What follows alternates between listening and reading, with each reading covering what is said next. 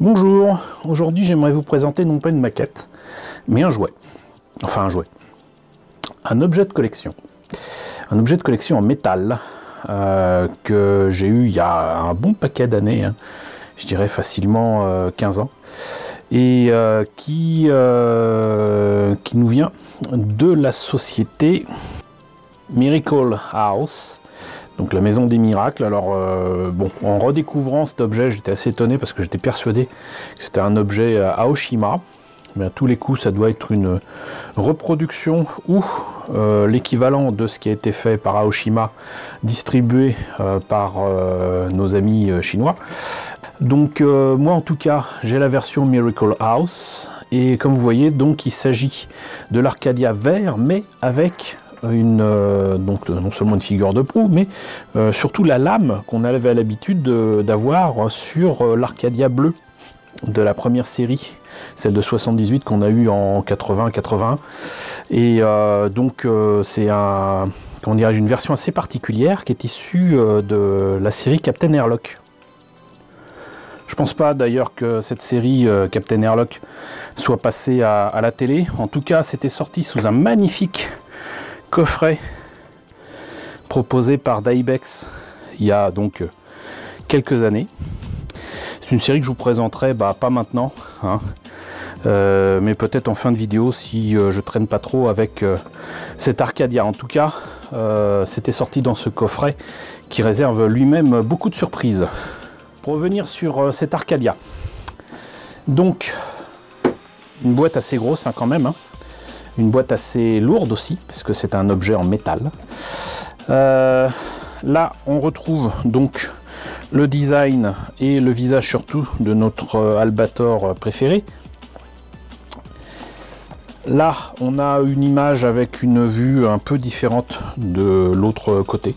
Je trouve sincèrement le choix de ces images quand même assez, non pas décevant, mais c'est pas vendeur, hein. Franchement, que ce soit ce côté-là ou ce côté-là, moi, ça me parle pas. Sincèrement, ça me parle pas. Par contre, là, ça vous vend du rêve, parce qu'effectivement, donc, on voit la lame de proue ici, le sabre, on va dire. Là, comment on appelle ça? Ah, bon sang. Les ancres. À supposer qu'un vaisseau ait besoin d'encre, mais c'est peut-être aussi des pitons ou quoi, des trucs pour accrocher les vaisseaux, hein.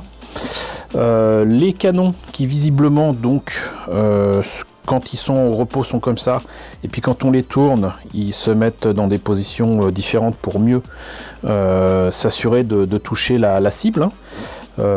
Voilà, il y a le canon en dessous, bien évidemment la passerelle, il y a même des petits véhicules, des petits vaisseaux. Moi j'appelle ça des aviscoupes, je sais plus quel est le nom japonais. Là je ne sais sincèrement pas quelle est cette photo. Je pense que ça présente la trappe pour la pile qui met en marche la cabine, la partie ordinateur ici, et les comment dirais-je, les moteurs, les tuyères de l'Arcadia. Mais voilà. Et là, il faut le retourner. Tac. Donc voilà ce que ça donne. Et si vous regardez sur le net, très sincèrement, mis à part qu'effectivement là, il y avait le choix entre vert foncé sur vert un petit peu plus clair ou vert foncé sur vert un petit peu plus clair. Voilà, c'est inversé. Et là, il y a des détails qui sont ici en rouge et là, ça ne l'est pas. C'est exactement le même modèle avec donc ce socle là. Et il me semble que la version Aoshima peut-être avait un socle différent avec le chapeau de Tetsuro. Comme on le voit sur sa tombe, des petites choses comme ça. Mais bon, l'important c'est que je l'ai là et que je vais vous le présenter. Donc on va ouvrir la boîte. Alors j'ai essayé de regarder sur la boîte, j'ai pas trouvé de date, ou alors je regarde mal, mais j'ai regardé sur le coffret, et là ça a été très utile. Apparemment le copyright de Captain Airlock daterait de 2002, et le coffret d'Ibex daterait de 2005. Ce qui donc correspondrait à peu près à mes souvenirs, hein. Pour moi, ouais, très clairement, j'ai eu cet objet-là, ouais, il y a facilement 15 ans. Donc moi il me semblait que c'était quand même assez proche de la sortie en DVD, que la sortie DVD avait suivi la sortie japonaise de très près, mais peut-être que je me trompe. Bon, bref. J'ai failli ouvrir d'ailleurs le paquet à l'envers. Vous voyez que donc à l'époque il y avait encore donc des objets qui étaient en polystyrène. Maintenant a priori, non pas que ce soit interdit, mais il faut limiter les gaz à effet de serre. Et donc en fait il faut savoir que le polystyrène expansé est réalisé à l'aide justement de gaz à effet de serre, et que quand on le casse ou quoi, ça libère ce gaz. Quand on le brûle surtout, puisque comme c'est des emballages, souvent là on le garde, mais des fois il y a des emballages qui sont utilisés une fois, et puis notamment pour l'alimentaire, et après c'est jeté, et si c'est jeté, c'est détruit, et surtout c'est brûlé. Donc ça développe des gaz à effet de serre, et il faut éviter ça. Donc c'est pour ça que vous avez des choses en plastique thermoformé, en carton, etc. Et c'est pas plus mal. C'est pas plus mal. Donc là, nous avons donc du polystyrène, un peu de plastique, sinon c'est pas drôle. La petite notice qui va bien, que je n'avais pas remis dans son petit sachet, vilain que je suis. Et là, vous voyez déjà, ça, si j'avais eu ça sur la boîte, ça aurait été quand même un petit peu plus vendeur. Mais bon, donc là, il est indiqué que le vaisseau serait à peu près au 1265, au 1 de 1265, hein, voilà, contrairement aux maquettes que je vous ai montrées qui étaient pour l'une, je crois, au 1500, l'autre 1600, l'autre 1 millième, je sais plus. J'ai plus les échelles en tête, mais donc bon, c'est d'une certaine taille, mais en tout cas, ça ne correspond à aucune des tailles des maquettes que je vous ai présentées. Là en fait c'est même pas la notice pour le monter puisque c'est déjà fait, mais ça indique comment placer la lame, comment surtout remplacer les piles. Ici vous avez donc deux piles 1,5 volts à l'avant, et vous avez apparemment donc non pas une trappe pour les piles, mais en fait un interrupteur. Je me suis trompé tout à l'heure. Vous avez aussi quand même un petit drapeau à mettre sur la cabine à l'arrière. Enfin, vous avez une petite trappe à enlever pour pouvoir mettre des chaînes, les fameux canons dont je vous parlais, la partie ordinateur central qui peut être remplacée. À l'époque, on ne pouvait pas croire qu'un ordinateur puisse tenir dans la main de quelqu'un, donc ça prenait visiblement de la place. Là, je serais incapable de vous dire ce que c'est. Et là, donc, il y a une espèce de petit mât qui se met en dessous du vaisseau, qui est le plus susceptible d'ailleurs de se casser. Donc voilà, je vais le remettre dans son sachet. Et alors je me demande si je suis suffisamment haut. Je peux pas aller plus haut malheureusement. On va essayer de s'approcher quand même un peu. De la place, tout ça. Et donc vous voyez que, d'ailleurs je vais essayer de ne pas foutre en l'air l'ordre des pièces, parce que ça à remettre ensuite en polystyrène, vu que c'est fragilisé. Faut qu'il y ait des trucs en carton, donc là c'est en polystyrène. Là c'est en carton avec du polystyrène. Voilà, je vais essayer de les mettre dans l'ordre. Attendez. Hop. Hop. Et en fait la boîte est vraiment faite pour protéger un max. Voilà. Et je peux vous dire qu'il pèse son poids. Il pèse son poids. Je dirais facilement 3 kg. À vérifier. Bon, on vérifiera ça tout à l'heure. Mais donc voilà, vous voyez que j'ai donc hérité de la version avec la partie donc vert pas foncé ici et vert foncé devant. Mais on va revenir en détail sur tout ça en essayant de ne pas l'abîmer. Et j'ai ici un dernier élément à enlever pour mettre le socle. Voilà, avec Captain Airlock Arcadia et tous les petits éléments. y compris la lame à l'avant que je trouve pas belle, hein, très sincèrement. On sait pas trop d'où elle sort. C'était certainement pour faire un vaisseau différent, et il y a encore une vieille pile qui, à mon avis, au bout de 15 ans, ne doit plus être très en forme. Donc voyons ça, toujours utile d'avoir ce genre de choses, hein. Hop.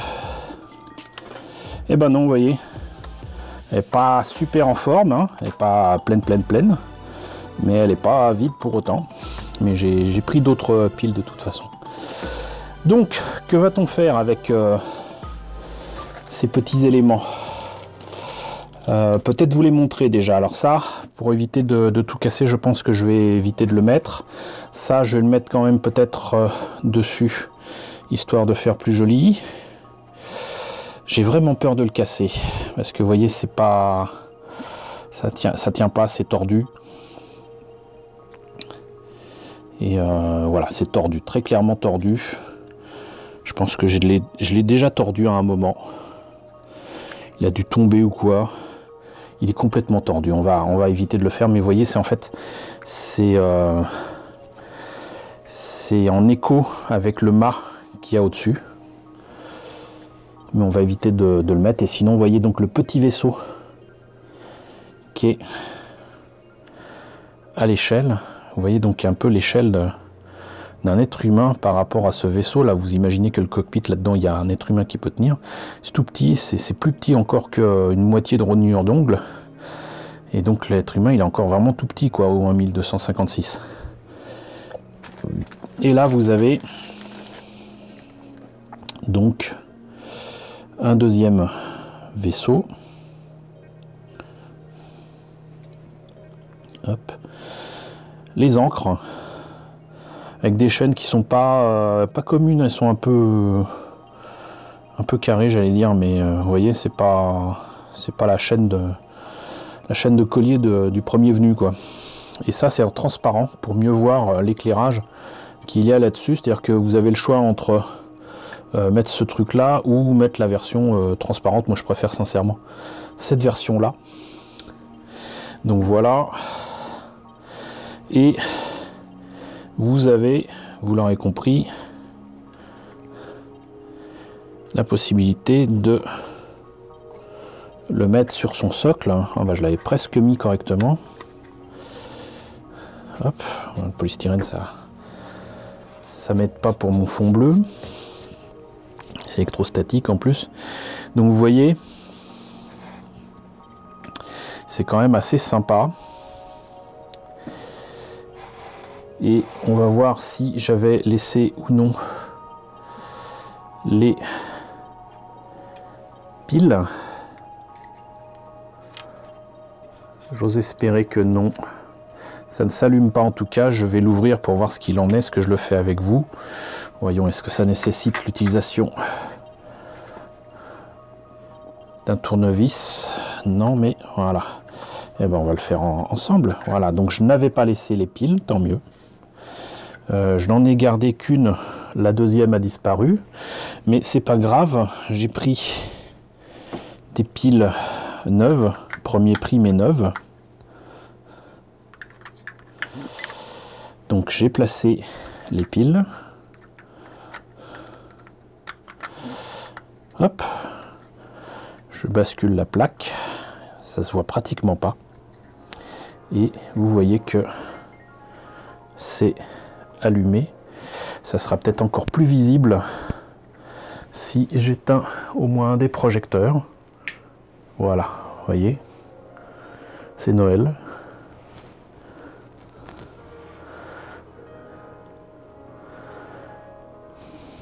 Et vous voyez que c'est éclairé même là. Si vous le voyez pas correctement, on va l'éteindre. Voilà, même le bouton quand même est très discret. Donc vous voyez là, et vous voyez la différence, c'est juste magnifique. Ce qui est sympa aussi, c'est que contrairement à la maquette Hasegawa, nos amis de Aoshima Miracle House, qui que ce soit, ont songé, ont pensé que éclairer la cabine du capitaine c'est bien, mais éclairer la passerelle c'est encore mieux. La passerelle sur la Sega One, je crois pas qu'elle soit transparente, et là c'est le cas, et donc du coup c'est un petit peu trop éclairé. Il y a ce qu'on pourrait appeler des fuites de lumière, mais ça fonctionne ma foi très bien. Et là par contre du coup il y a des fuites de lumière aussi, parce que la lumière ne passe pas avec cette pièce opaque, mais si on mettait cette pièce transparente on verrait quelque chose qui d'ailleurs ne ressemble pas à grand chose, mais voilà, donc on va l'éteindre. Maintenant que vous avez vu ce que ça donne, on va rallumer donc le projecteur. L'Arcadia en métal, je le répète, il est quand même très lourd. Je me demande si d'ailleurs on va pas le peser. Donc là j'ai c'est pas un pèse-personne, c'est un truc fait pour la cuisine normalement, mais que j'utilise éventuellement pour mes maquettes, et c'est le truc le plus précis que j'ai. Donc on va oublier ça pour l'instant et on va le mettre sur ce machin là. Et je vais vous dire ce qu'il en est. Ah bah non, c'est moins d'1 kilo, mais quand même. Hop. 807 grammes. Donc on approche du kilo quand même. Mais le ressenti, c'est un peu comme... c'est un peu comme le froid de canard qu'on a en ce moment. Le ressenti, il est quand même largement supérieur. C'est quand même assez fou. D'avoir un objet aussi lourd, c'est que vous n'avez pas intérêt à faire joujou avec, ou à le balancer sur la tête de quelqu'un. Je pense que vous pourriez ouvrir des crânes, mais quoi qu'il en soit, donc le fait est que c'est essentiellement du die-cast, c'est essentiellement du métal, et à part quelques détails ici et là qui sont en plastique, l'essentiel ici du vaisseau est en métal. C'est complètement fou. Je vous avais dit tout à l'heure que les canons, quand ils bougeaient, ils bougeaient tout seuls là. Alors on va essayer de le faire sans poser de problème. S'il n'y avait pas une molette, je sais, voilà, vous voyez, ça tourne. Alors j'ose pas forcer, mais les deux sont liés. Voyons, décidément. Alors, bon, on va pas forcer parce que je pense que il y a peut-être non pas un défaut, mais un petit problème mécanique. Voilà, je pense qu'en fait que comme je l'ai jamais utilisé, il a un peu de mal, mais voilà, comme ça vous le voyez de l'autre côté, si tant est que ça ait le moindre intérêt. Donc là vous le faites comme ça, même en dessous en fait, voilà, c'est ça en fait, vous le bougez par en dessous peut-être. Et les canons, quand ils sont droits comme ça, ils sont comme ça, et puis quand ils tournent, ils vont être légèrement décalés, et on va essayer de les tourner comme ceci, et vous voyez ce que ça donne. Et le plus fou, c'est que c'est les trois canons en fait, les deux sur la partie supérieure et les trois canons qui sont en dessous là, qui sont comment dirais-je, qui sont synchronisés. Voilà, j'en perds mes mots. Et donc sinon là c'est un petit peu articulé ici pour j'imagine le lance-missile ou les contre-mesures, là ça doit être ça aussi. Enfin voilà, je ne résiste pas à l'envie d'ailleurs de vous rallumer cette partie là. Il est vraiment magnifique. C'est juste superbe. Alors je ne dis pas que il est plus beau que des trucs sortis récemment, mais bon, renotez ça, c'est qu'a priori, moi j'ai ce machin là depuis plus de 15 ans. Et entre temps, bien évidemment, Bandai a sorti du Soul of Popinica, qui apparemment serait devenu du Soul of Shogokin. Et du coup, ils ont sorti un Arcadia beaucoup plus grand que ça. Je retrouve mes plus interrupteurs, voilà. Beaucoup plus grand. Mais pour ce que j'en ai vu, il est beau, mais je suis désolé, hein. Soul of Shogokin, pour moi, c'est du die-cast. Moi, ce que j'ai vu, c'est un machin en plastique. Donc, ça m'a pas plus impressionné que ça, alors que cet objet-là, il est facilement 2 fois plus petit que l'objet Bandai sorti il y a peut-être 4-5 ans. Mais je le trouve largement supérieur en finition, parce que, je le répète, donc ça c'est en métal. Mais il y a une espèce de pré-ombrage ici. La peinture a un rendu mat qui est absolument magnifique. C'est voilà, c'est trop propre, mais ça c'est très exactement à la limite ce que je pourrais espérer d'une première étape terminée d'une belle maquette Hasegawa ou Bandai. Voilà, donc franchement, je suis très content de l'avoir. J'ai aussi à un moment, on ne m'arrêtait plus, j'avais la version Taito, qui est une marque donc japonaise qui aime à sortir des objets vraiment pas chers, des trading kits. Je vous ai présenté l'arme d'Albator comme ça, le Gravity Saber, donc ils avaient sorti aussi des vaisseaux, donc du coup j'ai le Queen Emeraldas comme ça en plastoc, j'ai ce vaisseau là en plastoc, j'ai le vaisseau bleu en plastoc, mais là c'était plus le même prix, c'était franchement ça devait être allé peut-être 1000 yens, même pas, moins cher que 1000 yens, je ne sais plus, mais bon, maintenant le prix de cet objet là, malheureusement je ne l'ai plus en tête, mais pour ce que j'ai vu sur le net, ça se négocie entre 170 et 300 euros tranquille, donc bon, voilà, je pense que de toute façon pour un objet diecast c'est normal que ça coûte plus de 100 euros. Et en plus c'est un objet qui ne se trouve plus, qui a été par contre, comme vous l'avez vu, édité sous différentes versions. Je vous en ai montré en photo que 2, mais il y en a une espèce de version noire, il y a une version ceci, une version cela, il y a eu la version bleue aussi qui est sortie, qui est très différente mine de rien. Il n'y a pas que la proue qui est différente pour la version bleue, beaucoup de détails sont changés sur l'Arcadia.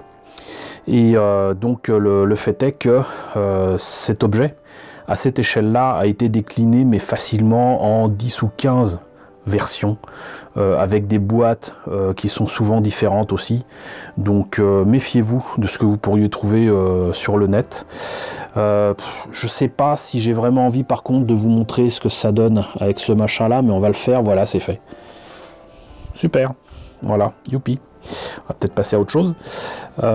J'aime pas, franchement j'aime pas ce truc, mais voilà, moi je suis bien content d'avoir cette version diecast de l'Arcadia, et puisque vous avez été très sage, et ben je vous propose qu'on jette un petit coup d'œil d'ailleurs au coffret DVD avec la série Captain Airlock. Alors, revenons un petit peu sur la série animée dont est issu donc ce produit dérivé de l'Arcadia. Alors d'ailleurs, pourquoi une version différente, hein? C'est très simple, c'est qu'en fait, pour éviter les disputes avec ceux qui ont fait les précédentes versions animées, il est nécessaire de proposer un design différent de celui qui existait auparavant. Parfois même dans les scénarios, etc. En fait, ils prennent ce beau prétexte pour faire souvent des remakes, des reboots, des trucs qui se répètent, ou des trucs qui ne prennent pas en compte ce qui n'aurait pas plu à l'auteur original dans la première version animée. Et ça fait que vous avez notamment Ego Nagai, pléthore de versions de Mazinger Z. Même le dernier film ne prend pas en compte toutes les OEV, toutes les différentes versions qui existent.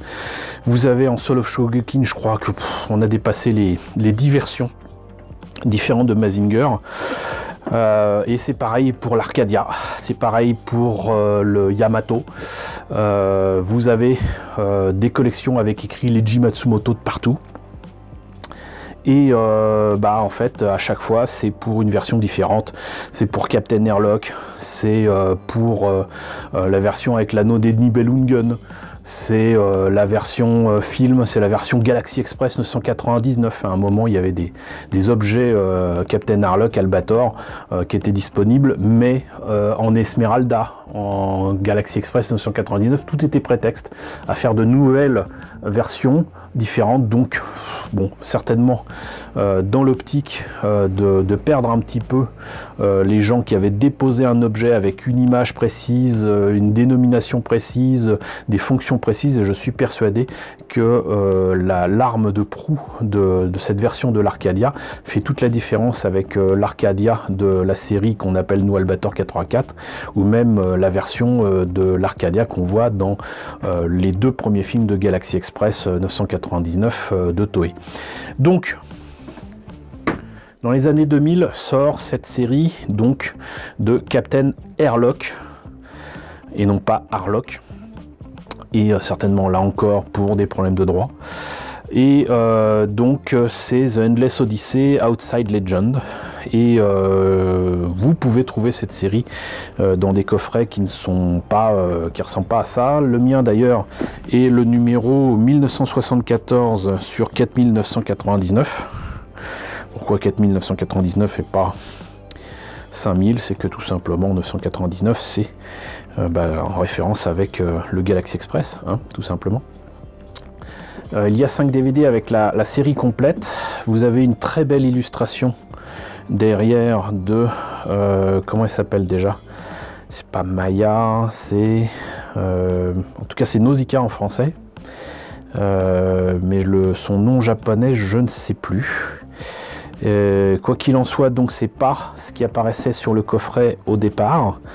Quand il était encore sous plastique et pas ouvert, j'avais gardé donc ce qui était proposé derrière le coffret, si vous le trouvez un jour. Donc édition collector avec les 13 épisodes, 4 DVD, un DVD bonus, une version française et originale, 10 illustrations grand format et un artbook de 132 pages. Voilà, donc ça c'était d'ailleurs un coffret qui a failli ne pas sortir en France. Il a été sorti ensuite rapatrié vers l'éditeur parce qu'il y a eu un procès entre on va dire une partie de la famille Huchez qui prétendait avoir les droits sur Albator. Or sur le coffret Captain Airlock, d'Ibex avait mis les nouvelles aventures du capitaine Albator. Ça n'a pas plu, il y a eu un procès, ça a duré je sais plus 1 an, 2 ans, et ils ont perdu le procès. Pas d'Ibex mais Huchez, mais en attendant ils avaient quand même bien foutu leur merde, et du coup d'Ibex avait complètement loupé entre guillemets son coup en sortant du coup avec beaucoup de retard cette série que plus personne n'attendait, et ça c'était vraiment pas cool. Donc voilà, mais donc ce coffret il existe, vous le trouverez certainement peut-être plutôt dans une version comme ça. Là aussi avec de superbes illustrations. Là c'était mime, je sais plus. Oh, c'est perte de mémoire. Donc là c'est comme sur l'avant du coffret. Et là vous voyez, vous avez donc les 4 DVD avec la série complète et une belle illustration de l'Arcadia. C'est en partenariat apparemment avec Mad Movies. Donc là c'est le DVD qui est exclusif à ce coffret avec les bonus et les interviews. Ici un nouveau personnage qui n'apparaît pas dans le manga, mais avec celui qu'on appelait en français ah bon sang, je sais plus, voilà, c'est pas grave, vous me le direz, ça me reviendra quand j'aurai terminé la vidéo bien évidemment, mais bon voilà. Là vous avez un artbook, encore une fois exclusif, avec de nouveau énormément de documents, avec des décors, l'Arcadia coincé sur je ne sais quelle planète poubelle, l'équipage qui s'est recyclé un peu partout. Ça en fait c'est supposé se passer après la série de 78.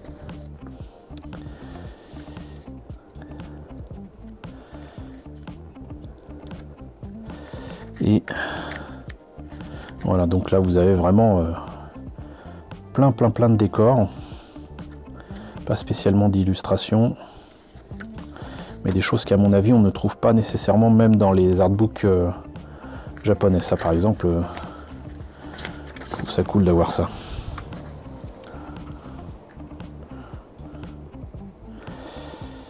Donc là vraiment c'est que du décor. Mais si vous aimez les personnages et que vous voulez les voir entre guillemets en grand, bah dans cette petite pochette, vous avez hop, ça, ça, ça, ça, ça. Là on reconnaît bien le style original des années 70. Hop, hop, hop, ça c'est les méchants de la série. Et vous noterez d'ailleurs que Nausicaa a plus un string qu'un slibard comme dans la série des années 70. Par contre, c'est le retour d'Alfred. Et alors, ce qui est rigolo, c'est que normalement, je dois avoir les figurines en gachapon. À un moment, j'avais pas mal de gachapon et de trading kits de Leiji Matsumoto et surtout d'Albator. Et si je remets la main dessus, il faudra que je vous les présente. Voilà, donc bah écoutez, c'était la présentation à la fois de ce magnifique coffret de la série Captain Airlock, qui vaut ce qu'il vaut, mais je vous la recommande, contrairement à l'anneau des Nibelungen. Techniquement ça tient la route, si je me rappelle bien, le Kara designer c'est quand même pas n'importe qui. Il me semble quand même que c'est Nobuteru Yuki qui a fait ses dessins et a refait les personnages. Qui plus est, il me semble que c'était de nouveau Rintaro qui était à la réalisation, mais je vous dis ça de mémoire, ça serait à vérifier, mais voilà, donc présentation de ce coffret, mais surtout, déjà fermer le coffret, surtout donc de cet Arcadia de Miracle House, qui à mon avis est le pendant à Aoshima de nos amis chinois. Et donc un objet que je suis bien content d'avoir. Donc j'espère que la présentation de cet Arcadia en métal vous a intéressé. N'hésitez pas à me le dire dans la section commentaires. N'hésitez pas à liker, les pouces vers le haut en ce moment c'est important. N'hésitez pas à partager, n'hésitez pas à vous abonner si ce n'est pas déjà le cas. Coucou aux nouveaux abonnés qui nous ont rejoints. Coucou aux grands anciens aussi, en tout cas, de votre fidélité. Merci de votre soutien et je vous retrouve très bientôt, je pense, logiquement, pour vous présenter de nouveaux objets Albator.